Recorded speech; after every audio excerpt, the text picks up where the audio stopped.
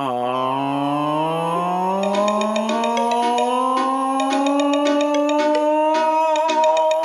up, everybody? Welcome to Rambo for Radio. I am your host, Gen T. Twitter and Instagram at GenT523, but nobody cares. It's all about YouTube, Gen T TV. All right, we're spicing it up today. I feel like people need this. You got to start moving right now. I want you up on your feet, twerking, shaking, jiggling, snapping, trapping, rapping, the whole nine. Check.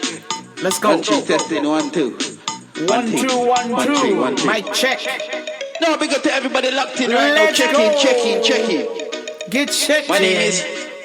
Alright, boss. Yeah, hold on. So many things to tell y'all Big up to today. everybody worldwide. I But I'm don't gonna care let my where man you are from right now.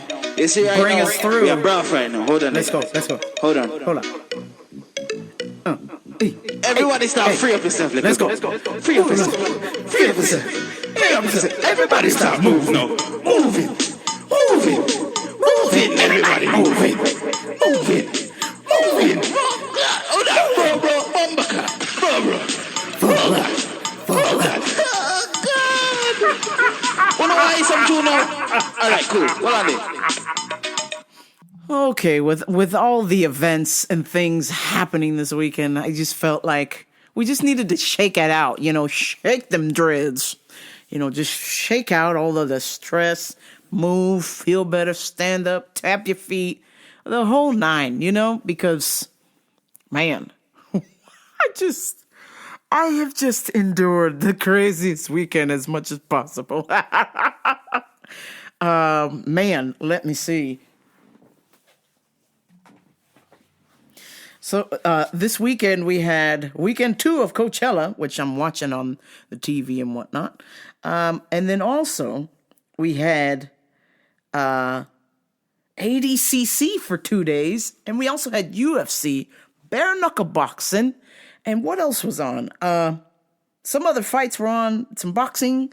I mean, it was just, my eyes were hurting from watching so many screens this weekend. I mean, they literally felt like sandpaper. Gosh. But before I forget, some good news is happening. So, as of yesterday, we had 5 people call off work yesterday.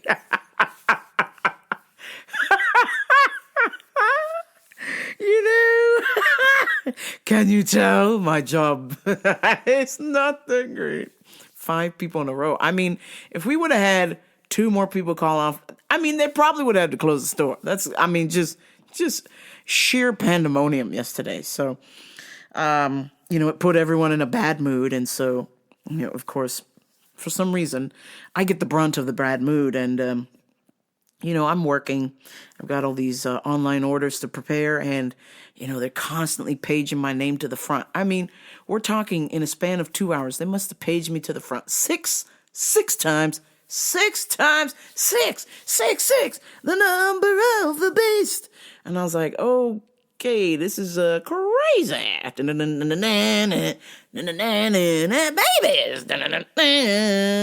I mean, it was just nuts. And I was just like, yo, does nobody else work here? Meanwhile, there were 2 people in the vitamin department that could have helped, just saying. Anyhow, it was complete pandemonium. And the worst was my boss kept paging me after she instructed me to go help a customer. I was helping the customer, and then she proceeded to page me to the front of the store. And she's looking at my general direction. Like I'm supposed to stop talking to a customer and go do something else she needs me to do. I'm like, you don't have anybody else working here. You certainly can't call another person who's capable of helping you. What is this? I just don't understand. And man, I was talking to the homie, and I said, brother, I don't want to say this is racist, but it seems like I don't know what's going on, because, there's a weird thing that happens. If people are standing around and talking, if I come up in the conversation, then it's like, can you go do this? Jen, can you go do this? Jen, can you go do that? Okay, I'm going to need you guys to do this. But before I walked up in the conversation, I mean, maybe it's just purely a coincidence that every time I come up in a group conversation where everyone is just chitty chatty and being friendly and enjoying their day, I am instructed to go back to work. Is it a coincidence? Oh, so I was just trying to maintain my patience and be calm and just assure myself, listen, the day is going to come, and it might not be today, it might not be tomorrow, it might not be next week, it might not be next year. But the day is going to come where I will no longer have to put up with this. You know what I'm saying? Like, John Bender from Breakfast Club. So I don't think I need this shit from you fucking dildos. So one of those days, it will come. It will come. It's just a matter of time. And, when that day comes, I'm going to be sad because I'm going to miss the homies, but maybe all the homies will be gone. I'll be the last homie there. Because it's just, the place is in shambles, if you will. But some good news, some good things happened. I was able to secure a client for, private jiu-jitsu coaching, and that always helps because, man, your girl could use some shmonies. And but most importantly, the biggest thing of all, the money is nice, but the most important thing is, like, somebody is trusting me with their jiu-jitsu journey, and that is just like, whew, that is just so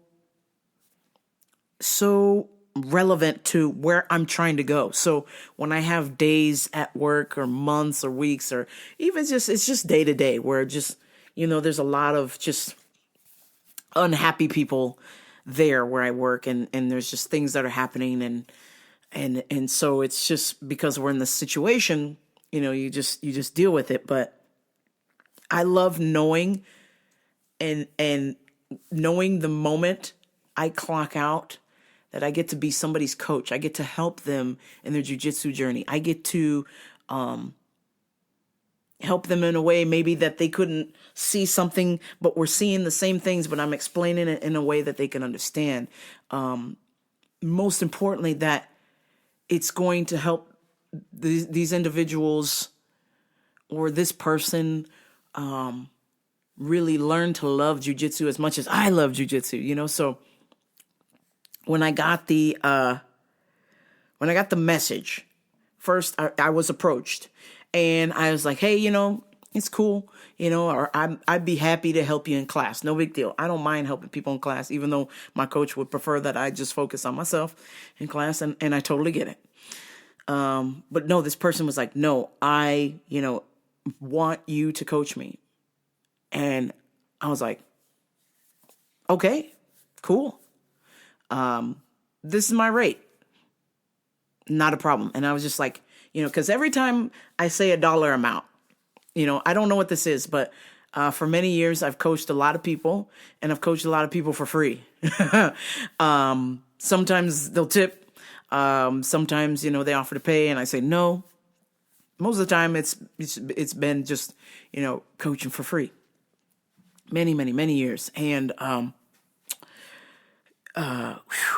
the hardest thing for me was that, I was so desperate to coach somebody that I felt if I charged them money that they would not want my services, or it wouldn't be good enough for what I was asking for. And so I just always said, nah, for free. Yeah, come on down. Let's do this. Let's work. Let's do this. Just for the love of the game. And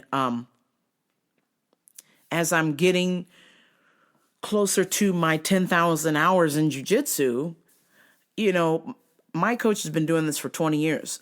He's going to want some money. It's not for the love of the game. He loves the game, but also it's about time. And so time is of value to people. And so these last couple of people I've had people ask me for coaching, I've been like, oh, here we go. I dread when people ask me to coach. If I just casually walk up and start coaching to you, then it's cool. You don't got to pay. You know what I'm saying? But when people ask me to coach them, I'm like, oh, shit. And they're paying, which is just crazy. And so, I mean, I'm shouting out a random number. It's not like a normal number I would have, because normally my number is free, which is not good because, it's my time. I've put in my 10,000 hours. I study. I'm telling y'all, when I'm not recording this podcast, I am studying jujitsu. I'm watching jujitsu while I edit the podcast sometimes. It's my passione, and I really love it. It's so important to me. And so, couple people had approached me, and something inside of me just said, just shout out a number. It might seem ridiculous to you, but just shout out a number. So, shouted out a number, and I thought, I thought I shouted out a number that would just be so high that they wouldn't call me back. And I'm not really sure what that's all about, but I just, I don't know what that's all about, because everybody I've always coached has done well, has loved my coaching, has said it's been helpful, insightful, and really, really helped them when they were struggling. And so I'm not sure why I have a problem saying a number. So I just said a number that was preposterously high, and people have been paying.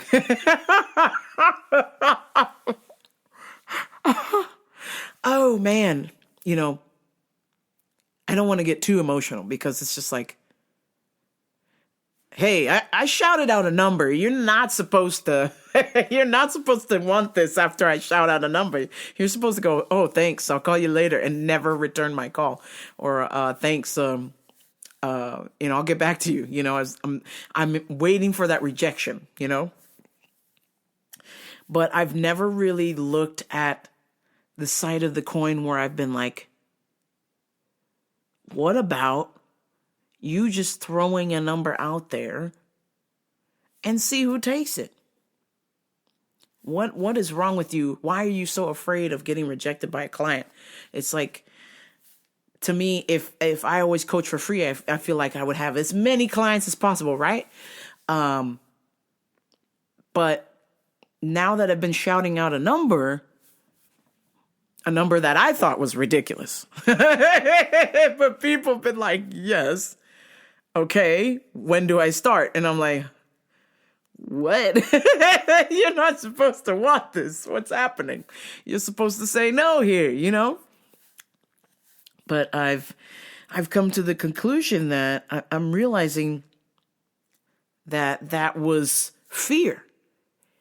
Here I am at the precipice of, getting ready. There's going to be another 5 to 10 more years, and then I'll be coaching full time. I'll have my own gym, and at some point, it's important that people need to know how much to pay. It can't be free. You're going to be broke and homeless, right? So, I've always been afraid of shouting out a number because of the rejection, that they won't want coaching from me. And now that I understand, it's important to actually shout out a number now, because so people understand that there's value in my time and their time, and what they're going to be learning is coming from my mind of thousands of hours of studying, thousands of hours of rolling on the mats, So they're paying for that, and they appreciate that. They're willing to pay for that. And I'm not sure why, but I was low-key sabotaging myself. Like I don't really promote it a whole lot on Instagram. And maybe I should. I'm also kind of just over Instagram in general. But anybody who's asked me, I've always said, if somebody asked me to coach them, I'd be happy to do it. And I would do it. But, a couple people have been like, I would like to pay. And I'm like, it's okay, But I've had people like give me envelopes full of money, and I'm like, what's happening? You guys aren't supposed to pay for this because, I'm afraid of rejection. And if I tell you a price that you might not like, that you won't want coaching from me. But what's kind of crazy is if somebody, I'm not even really out there yet, but I feel like if somebody doesn't want to pay the price I'm asking for, then maybe I'm not meant to be their coach, if that kind of makes sense. It seems weird saying that out loud because I want to be able to coach everyone, right? I want to help as many people as possible. But I also know that's also a silly expectation. Like I can't really coach everyone. My style isn't going to work with everyone. And why shortchange myself by not charging people money? Like, I'm not trying to get rich off this, but again, people's times are valuable. My time is valuable. My students' time is valuable. So, and by paying, it's going to sound weird because I'm trying to like work this all out in my head, because just for many years I've been like, no, don't pay. No, don't pay. Don't worry about it. Or we can do something out where if you pay, I'll do something for you, or I'll buy something from your shop or something like that. So that way it evened out, But I don't know. Last week I kind of reached a weird point in my coaching journey where, a couple of people asked can I train? And I'm like, okay, this is how much it costs. And then I was, just going to walk away. And then I look at my phone and people are booking times. And I'm just like, oh, this is happening. This is a thing. Wow. People really want to pay for coaching from me, which is great because I feel like I have the ability to coach. I love coaching. I want to coach people. I guess my only setback was, or two of them, was just the fear of the rejection of the cost. And the second thing was, I just feel like I'm at the middle stage of my jiu-jitsu journey. So it goes white, blue, purple, brown, and black. And excuse me, I've been told by my coach I'm right there. I'm missing some things that he would like to see. So because he made that statement to me, I just feel like, oh well, I'm not good enough to be that, I'm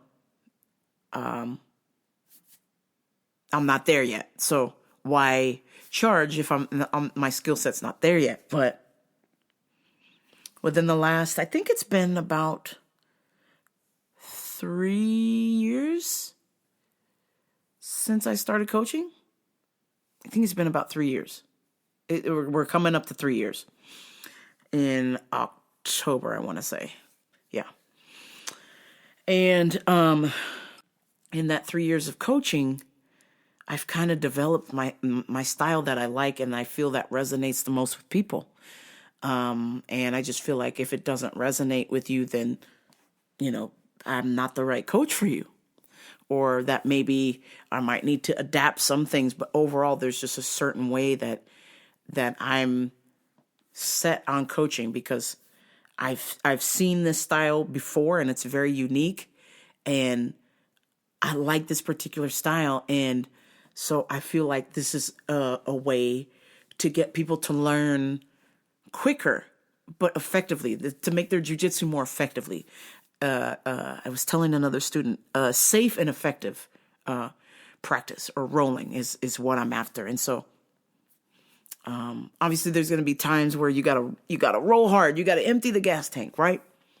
And you're going to sacrifice technique for power or speed. But the style that I'm kind of doing is just like at a snail's pace, if you will, very, very, very slowed down. But I feel like with it being so slowed down, more people have time to understand it and can really make it an effective part of their game without getting hurt. Because that's the biggest thing is, you try something in jiu-jitsu or you're in jiu-jitsu and you get hurt a lot.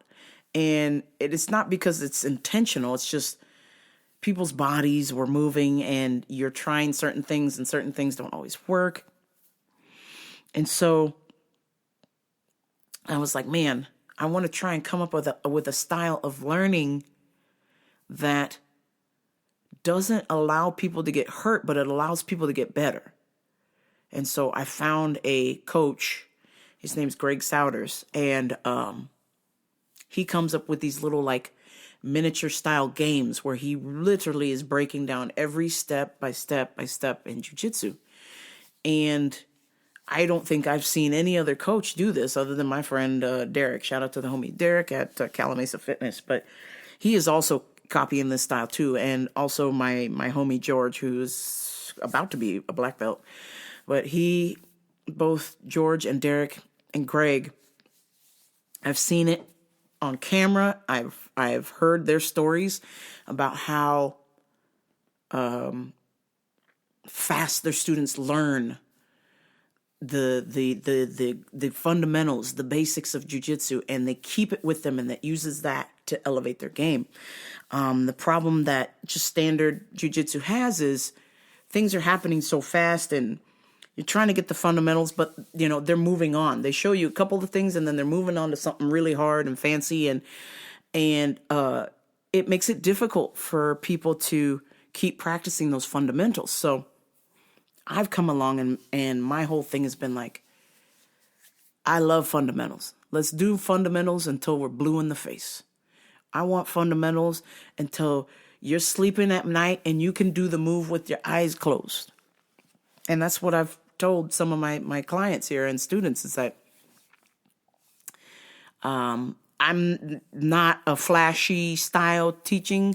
I'm about fundamentals to give you a solid foundation so you have the ability to do other things. Because if all you can do is flash and you don't have no fundamentals, well, I can tell you, as somebody who's competed in tournament, who's watched thousands of hours of tournament, the flash dies when you got no technique.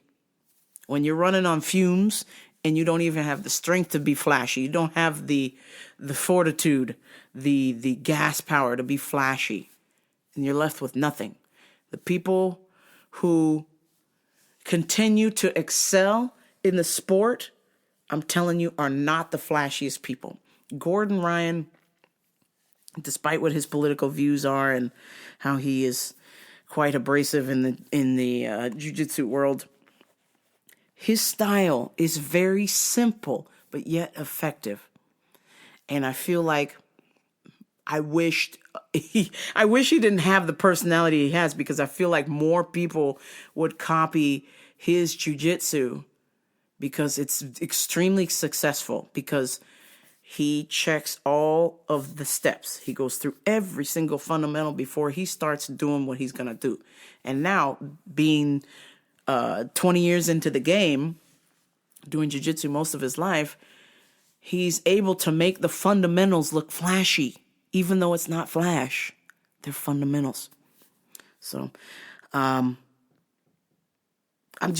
super excited. I'm sorry to just really bring this podcast to a screeching halt and just nerd out on jiu-jitsu. But ultimately, when I am a little bit down at work, or I'm just getting crushed by just garbage, absolute nonsense that's not important, just other people's stress or their emergencies and trying to dump on my plate, I think about when I leave my work, I get to go train jiu-jitsu. And then when I leave training, I get to go home and train other people. That is what gets me out of bed. That is what keeps me from folding at work. Like, oh man, this person is really trying to bring me down with some kind of garbage. I don't like this. Or it's a rude customer. This is not my cup of tea. I have the satisfaction of knowing when I clock out, I get to go chase my dreams. And I'm like, man, that gives me the highest of the highs, I'm just like, man, I get to be a jiu-jitsu coach. When I clock out of work, I get to coach people and teach them how to love jiu-jitsu as much as I love jiu-jitsu. Or I get to go train jiu-jitsu with my friends and learn something. And then I get to pass on that learning to somebody else. And so this last week, since I last talked to you, has been really, really refreshing because, like I said, I'm expecting all these people that I gave a price to be like, nah. And people are like, yeah. So I'm like, okay, what happens now when people say yes to the price? I guess I have to coach now. This is incredible. So I'm somewhat speechless. I'm trying to like pull it all together because, after having the weekend that I had and seeing my coach out there just as a competitor, and seeing some other friends of mine competing. And I thought, wow, I love competition, but not from that aspect. I like it from the coaching side. Like, oh, if I see a move that maybe somebody could do that could help them win, like I want to shout it out, or if they're in a losing position, they're in a bad spot, I want to try and help them. I want to shout out like, do this move or try this, and then on top of that, then to come home and get out the mats. And, these jiu-jitsu mats, they are slightly heavy. I had to reorganize my garage. I think I was up till, God, what was I doing? I was watching UFC on one screen, ADCC on another screen, and I was cleaning up my garage. And I think I went to bed at 2 o'clock in the morning, and then I was up at 4 o'clock to go to work. I was exhausted. Oh, I was so tired. But, as dead tired as I was, what powered me through my shift was knowing that when I got off work, I was going to have clients and I was going to teach them some really cool stuff in jiu-jitsu. So that just gave me the gas, just getting gassed up, powered up. It's energizing. And gosh, once again, I apologize if this is not entertaining, but I'm just speaking from my heart. And I know that one day I'm going to have enough clients that maybe I can leave my job early. Who knows? We'll see. I don't want to. That's kind of the end goal was, to have my own gym. And so, that, the possibility is there. I'm starting to just see this glimmer of light, like, oh man, even in this economy, that's why I shouted out the price I shouted. I was like, they can't afford this, or wait till they hear this price so they can never call me back. Because, gas is expensive. Food is expensive. Everything is so expensive. And just, it's just painful right now. And a lot of people are financially hurting. So I'm just amazed when a group of individuals is like, hey, you're worth it. I'm paying what I got to pay to learn from you. And I'm like, wow, holy smokes.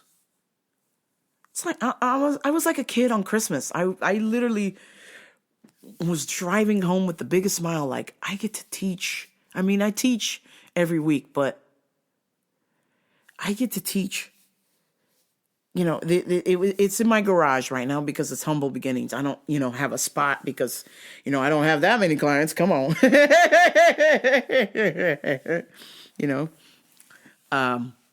My cousin has always said that I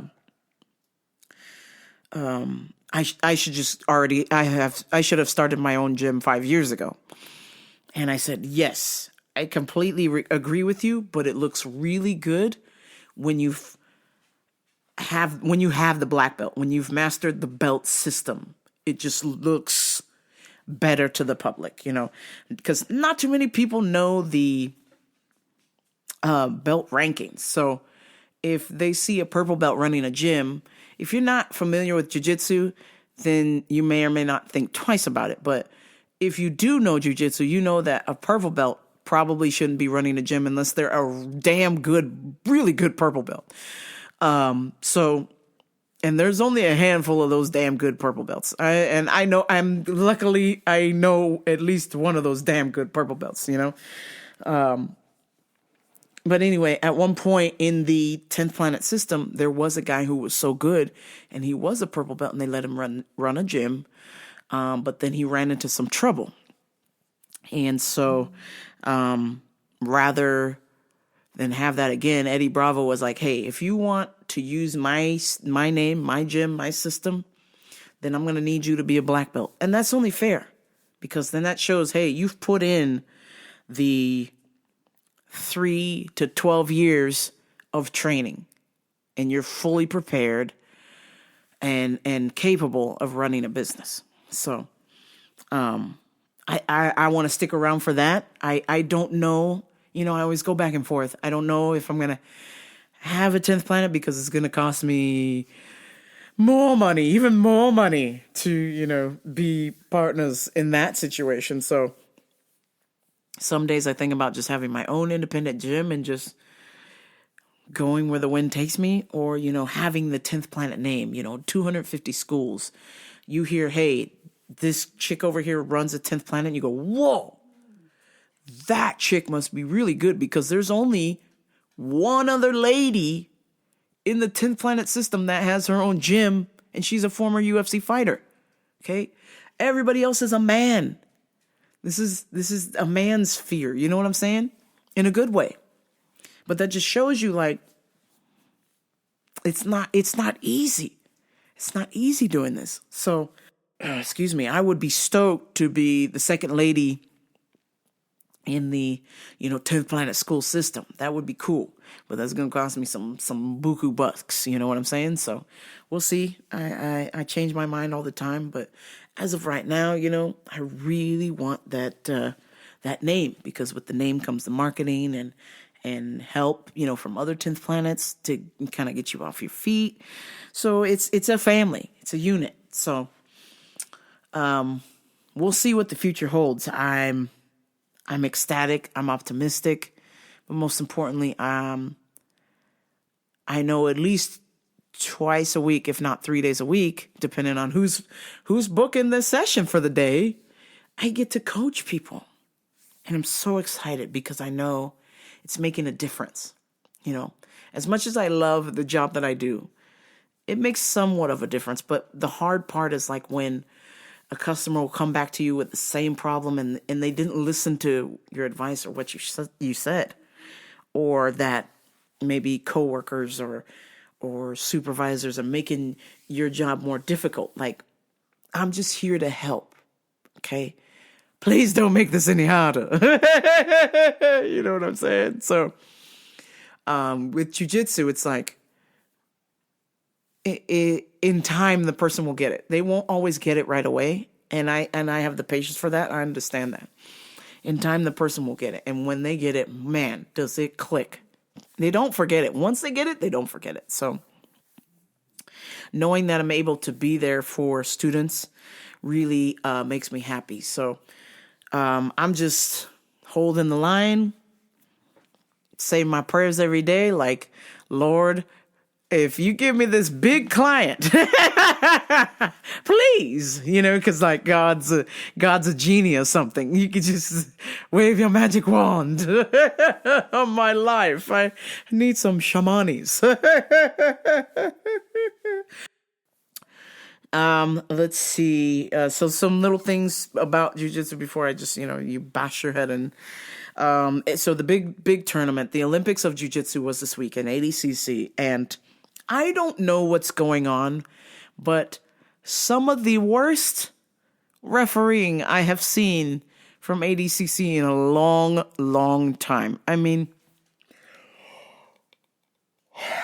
my coach got robbed again. I mean, it's almost just a regular thing that he gets robbed at ADCC, but other people were getting robbed as well. But the most particular thing I want to talk to y'all about is, I posted it on my Instagram. There's a video of two men wrestling each other. And at one point, the gentleman grabs the guy's leg from the ground. And so the guy whose legs are being grabbed, he scoops him up with one arm. And so as he's scooping him up and pulling the guy off the ground, the guy is probably, the person grabbing the legs is probably like a good 2.5 feet off the ground, right? So ADCC rules, you're not allowed to spike somebody's head into the mat. And when I say spike, I mean like slam somebody's head into the mat, because you could break their spinal cord. You could concuss them. You could break their orbital bone, their nose, all kinds of stuff. Just bad. Just all bad, right? You can go to my Instagram page and watch as this person is trying to leg lock someone, and he is picked up off the ground and slammed on his head. On his head. The same shit happened last time. Okay? They disqualified the guy. This time, the person who got slammed and hurt was disqualified. And this poor guy, the person who cheated, won. And I was like, you gotta be kidding me. You gotta be kidding me. And so basically, come to find out, this jiu-jitsu athlete, he did an interview on Instagram, and he said that they came over after he was slammed onto the mat, which is illegal. So right out the gate, that should have been a disqualification on the other person. He said that they asked him if he could continue, and he said yes, which we know good and well. He's just been slammed. He might be concussed. He's not in the greatest state of mind. You know what I'm saying? He's a competitor, so he's going to say yes so he can still compete, even though he may or may not be okay. So the EMT just said, for precautionary purposes, let's just put you in a neck brace and cart you out of here just to be safe. Get evaluated, get checked out, make sure nothing's broken. Okay, so against his will, he puts on the neck brace. Even though he wanted to continue, he puts on the neck brace and lies down on the gurney. So they take him away. He then comes back to the tournament. He's fine. And he says, okay, I'm ready for my next match. And they go, oh, we disqualified you because you didn't continue. And I'm like, what the fuck are you talking about? His head got smashed into the mat. I mean, we're talking, this person must have picked him up 3 feet off the ground and slammed his head right straight down into the mat like a fucking arrow into the ground, like a shovel, like you stab in the grass. You're about to dig a hole and you stab the shovel in the ground. That's exactly what happened to this young man's head. They could have broke his neck. He could have been paralyzed. The other person who did this should have been disqualified immediately. And instead, because this is on film, the ref goes, oh, well, you were up in points, so you win. The other guy can't continue. Yeah, no shit, Sherlock, because he was illegally slammed. And even after being illegally slammed, probably concussed, he still said, I can continue, I'm fine. Even though we all knew he wasn't. So I was just so devastated. I'm just like, you work so hard. These people are doing 2 and 3 practices a day. They don't have no job. Some of these people are sleeping on couches. Some of them are sleeping in their cars. Some of them are sleeping at home with their parents. Some of them are in a big house bunked up with other jiu-jitsu people just trying to make it. And this happens to you. And I'm just like, oh, fuck. Terrible. Just fucking terrible. I'm hoping, and also, the ref for my coach's match was best friends with somebody my coach doesn't get along with. So right away, when my coach gave the ref the nod, the ref kind of made a noise, like he grunted at him. So I was just like, okay. So clearly, this match is rigged. Okay? And it's exactly what happened. So it goes to the judge's decision, which it should be the judge's decision, not the fucking referee. Okay? UFC, it's not the referee's decision. If the fight's going on, it's the decision, right? But once the fight is over, it goes to the judges. The judges are in charge.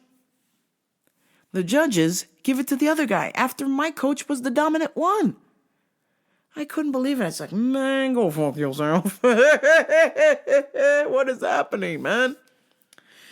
It's disappointing because, these stupid poor decisions from referees or judges, affect people's careers. Like, this is for lots of money, okay? This is not just a random $5 medal. This is for money. This is for people's livelihood. And so because this is on the line, there's a tendency to go hard, right? But again, like what I mentioned earlier, being safe and effective is key. Safe and effective jiu-jitsu. But I do know it's tournament and you're going to go balls to the wall. But I'm trying to contemplate what that man was thinking by spiking this man's head into the ground. Just terrible, terrible decision. All right, let's end it with some UFC picks here. I've got Talia Alcantar, Victor Zevlan, Victor Valenzuela. Victor Valenzuela. I messed that up. Lucas Bremen, Michel Montague, Cedric Dumas, Eric Micunio, Marcus Buchecha, Rouhani Barcelos, Davy Grant, Rafa Garcia, Norma Dumont, and Aljamain Sterling. Come on. Those are my motherfucking UFC picks. Bet with me, bet against me. Who cares? Let's watch some fucking fights. Yeah. All right, friends. I must end this show. It's way past my bedtime. It's business hours in London. And I shall retreat to my bed. Thank you so much for tuning in and putting up with my geekiness. My love for jiu-jitsu is just... I don't think I will ever beat something this good. You know what I'm saying? Other than like maybe the birth of a child that some other lady gave birth to. Because I can't. Oh, man. Just fascinating stuff. But your girl is on her way to working to become the best coach that I can be out there for people. So, and if I have any last advice before I go, name your price. If you're running a business, don't be afraid to have a good price, because you are of worth, you are of value, your time is of value, and so you need to charge people for whatever it is you're doing, because your time and your skills. So anyhow, name your price this week. Maybe your missus wants you to take out the trash and you go, I'll take a BJ for $500, Alex. Name your price. All right, folks, that's going to do it for me. Thank you so much for tuning in. I appreciate every single one of you who likes, shares, and subscribes to Rambo Radio. YouTube, Gen T TV. We are just a little engine that could. And we're going to keep on keeping on. All right, that's going to do it for me, folks. I will talk to y'all next week. But until next time, this is Rambo Radio. I'm out. Peace. Hit that ball. Rambo Radio with your host, Gen T. It must be the ass. Yeah, fucking Jen is a warlord.